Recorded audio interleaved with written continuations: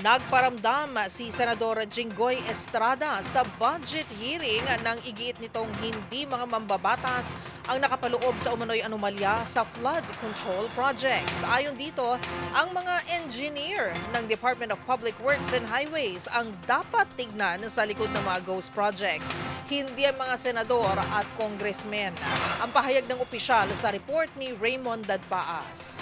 Naninindigan si Senador Jinggoy Estrada na hindi ang mga politiko gaya ng mga senador at mga congressmen ang nasa likod ng mga anomalya sa flood control project. Sa plenary budget deliberation sa 2026 national budget ay sumingit si Senador Estrada kay Senador Risa Hontiveros habang pinag-uusapan na dapat ay dadaan sa Regional Development Council o RDC ang lahat ng mga infrastructure project gaya ng flood control. Para kay Estrada, mga engineers ng DPWH ang tunay na mastermind sa mga ghost projects at hindi mga senador at congressmen.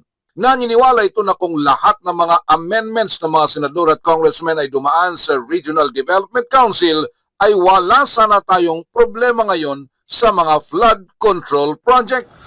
Nung umpisa pa lang, maraming mga amendments sa mga kongresista, mga senador ng mga flood control projects, dapat pala nagkaroon ng partisipasyon ang Regional Development Councils para hindi na tayo nagkakaroon ng ganitong klaseng problema.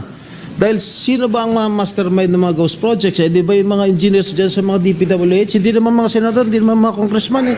Si Estrada ay kabilang sa pinangalanan ni dating Undersecretary Roberto Bernardo na umano'y tumanggap ng daang milyones na komisyon sa mga flood control projects sa Bulacan First Engineering District Office. Kasama niya sina Senador Chis Escudero, dating senador at ngayon ay Makati Mayor Nancy Binay, dating Senador Grace Poe, Senador Joel Villanueva at dating DPWH Secretary at ngayon ay Senador Mark Villar. Para sa MBC TV Network News, ito si Raymond Dadpaas ng DCR Rates, una sa Pilipinas, una sa Pilipino.